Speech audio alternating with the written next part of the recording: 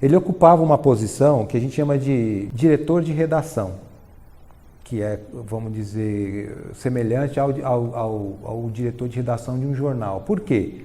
Porque na época a publicidade funcionava criativamente da seguinte forma: o redator recebia um job, né, um briefing para fazer uma peça criativa. E a publicidade nos anos 50, nos anos 60, ela era muito impressa, né? A mídia impressa era muito forte. Aí depois que você tem a expansão maior do rádio, que já vinha desde os anos 40, embora ele tenha surgido nos anos 20 no Brasil, mas teve uma expansão maior nos anos 40. E aí dos anos 60 e 70, que aí quando o Lessa já não atuava mais tanto, a televisão. Mas até então, no tempo dele, o principal era a mídia impressa, jornal, revista, outdoor, folhetaria. E aí o que acontece? O Lessa era redator. E nesse tempo dele, o redator mais importante, o redator mais experiente, o melhor, se tornava diretor de redação, ou seja, ele coordenava os outros redatores, que recebeu então o trabalho para fazer. Esses redatores, uma vez que faziam o trabalho, encaminhavam para um outro departamento chamado direção de arte. Na direção de arte, tinha o diretor de arte, que era o sujeito que organizava a arte plástica, a arte visual do anúncio, da peça impressa.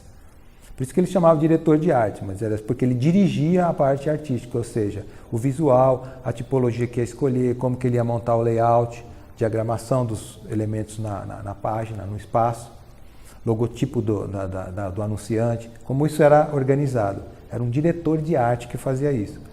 Só que o diretor de arte estava sob a tutela do redator principal, chefe da redação. O Lessa foi o mais importante deles na época dele.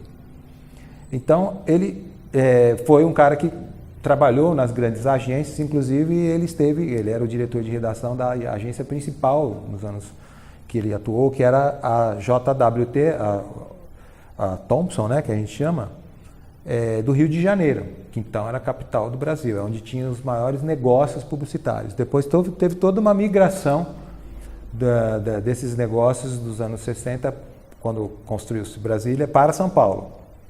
Então o Rio se esvaziou muito. Mas ele passou por outras grandes agências. E ele começou naquela que foi considerada a agência mais importante e primordial no Brasil, que não chegou a ser uma agência, era o Departamento de Marketing e Publicidade da General Motors, no Brasil. Então era um grupo de gente estrangeira tal, que coordenou e contratou profissionais brasileiros para começar a fazer publicidade da General Motors no Brasil, que passa aqui então a comercializar automóveis e tal.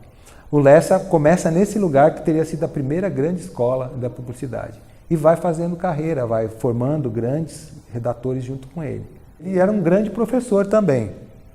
Como publicitário, a gente tem depoimentos, sobretudo de um publicitário que foi um dos últimos trainees do Lessa, porque ele acolhia ali na Thomson do Rio jovens, né, que seriam os trainees ou mesmo estagiários, para abraçar a publicidade. Então eram redatores júniores, estavam começando.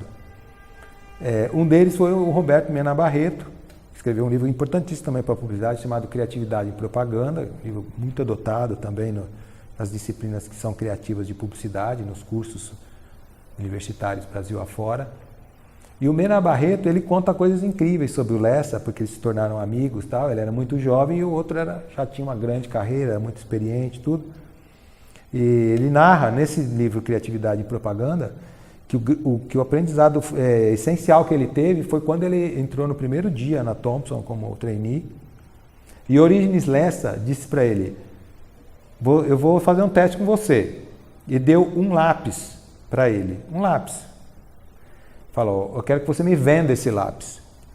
Então, assim, na época a gente não tinha, né, computadores, né, máximo era a máquina de escrever. Então você vendeu um lápis que era muito utilizado para você escrever, para você aprender, para você trabalhar a alfabetização em escola. Um lápis era uma coisa qualquer, né, que depois Vinícius e o Toquinho vão fazer aquela música maravilhosa da Aquarela, que o lápis pode, né, te levar, lápis colorido.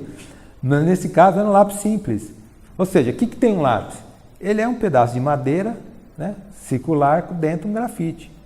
Então, como você vende esse produto? Não pode ser na sua própria materialidade, teria que ser o que é possível fazer com ele.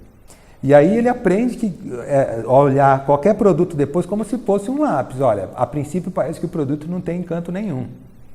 Não tem um fato, não tem um diferencial, não tem algo que eu possa explorar. Mas se você olhar melhor, você vai encontrar esse que seria o ponto de partida, o approach, que a gente diz na publicidade, para você fazer um grande anúncio e convencer a outra pessoa que aquele produto, serviço, enfim, é algo importante para a vida dele, é algo incrível e tal.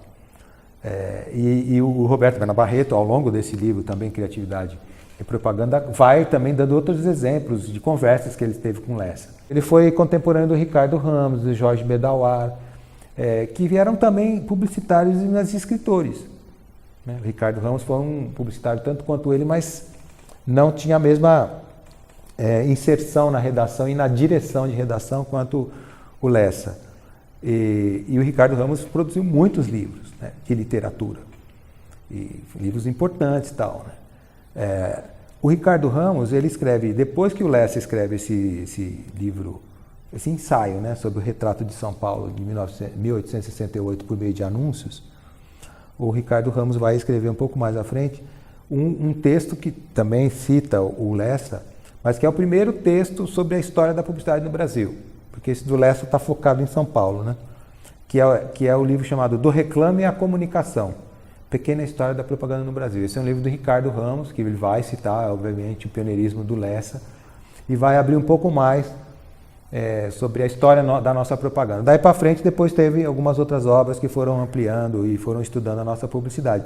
Mas veja só, o aspecto histórico da nossa publicidade, né, suas origens, seus primórdios, eles estão aqui graças a dois escritores, né, de literatura.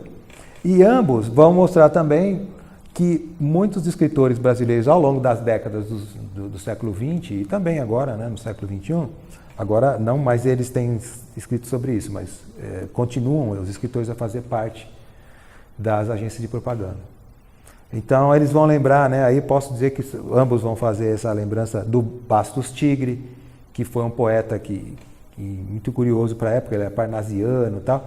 Ele tinha uma agência muito importante de publicidade, uma agência importantíssima. Ele fez muitos slogans importantes, inclusive, por exemplo, o slogan da Bayer, se a Bayer é bom, foi o Bastos Tigre que fez. Ele fez uma espécie de Lusíadas inteiro, com todos os cantos que o Lusíadas tem, para um xarope chamado xarope Bromil, e óbvio ele denominou isso de Bromilíadas. Era uma paródia, ele ia escrevendo da mesma forma. Fora outras obras um pouco menores, né? Mas mostra que o Bastos Tigre, como poeta, também era um escritor, era um publicitário que tinha uma agência de propaganda. Mas eles vão citar o Menotti Del Pique, eles vão citar o Casimiro de Abreu, eles vão citar Olavo Bilac, que foi também um poeta, né, importante para a literatura brasileira, mas que fazia, vamos dizer, um termos mais contemporâneos, freelance para a publicidade. Ele não era lotado numa agência, mas ele trabalhava com a publicidade extemporaneamente, assim, quando o chamavam. Ele escreveu vários textos sobre publicidade, assim, anúncios. Assim como em Portugal, na mesma época, um pouco depois também, talvez, o Fernando Pessoa também trabalhou em publicidade, criou slogans, criou textos para publicidade, embora também não tivesse efetivamente, vamos dizer, trabalhando dia e noite numa agência de propaganda. E essa tradição continua. Muitos escritores brasileiros, assim, agora vamos pensar um pouco mais para frente, tiveram essa inserção na publicidade, mais assim, pontual, ou com menos ou mais tempo, mas passaram por agências, tiveram em algum momento a agência de publicidade como seu ganha-pão, como o caso do João Baldo Ribeiro, Luiz Fernando Veríssimo, João Silvério Trevisan, João Carrascosa, e outros autores que seguem. Então, é interessante até falar um pouco do Lessa nesse sentido, porque ele é um sujeito, acho que número 1 como modelo para mim. Quando eu vi que o Lessa fez isso na carreira, eu imaginei que eu também poderia trabalhar, embora eu entrei na publicidade nos anos 80, né, que era um período que já se formavam publicitários. A partir dos final dos anos 60, começo dos anos 70, nós temos as faculdades de publicidade e propaganda no Brasil, com o ensino de terceiro grau. Você já eu tinha uma formação acadêmica. A Escola Superior de Propaganda e Marketing, ela surge nos anos 50. no Museu de Arte de São Paulo. Então a publicidade no Brasil surgiu no MASP, né, dentro do museu. Embora ela fosse uma atividade de vanguarda, que aliás os museus deveriam ser, né, de vanguarda, acho que alguns são, né. Só que não era um curso universitário, era um curso técnico dado por profissionais importantes da publicidade na época e que, claro, adotavam também escritores que atuavam na publicidade, que sabiam ensinar, sabiam escrever, estavam produzindo e tal. E aí, nesse período que eu me formei, já também começam a aparecer mais escritores, ou melhor, mais publicitários que têm uma atividade literária, que vivem da publicidade, como outros escritores viviam e vivem do jornalismo, da medicina, do direito, mas tinham então, né, tempo para construir sua obra, ou encontravam esse tempo de alguma maneira.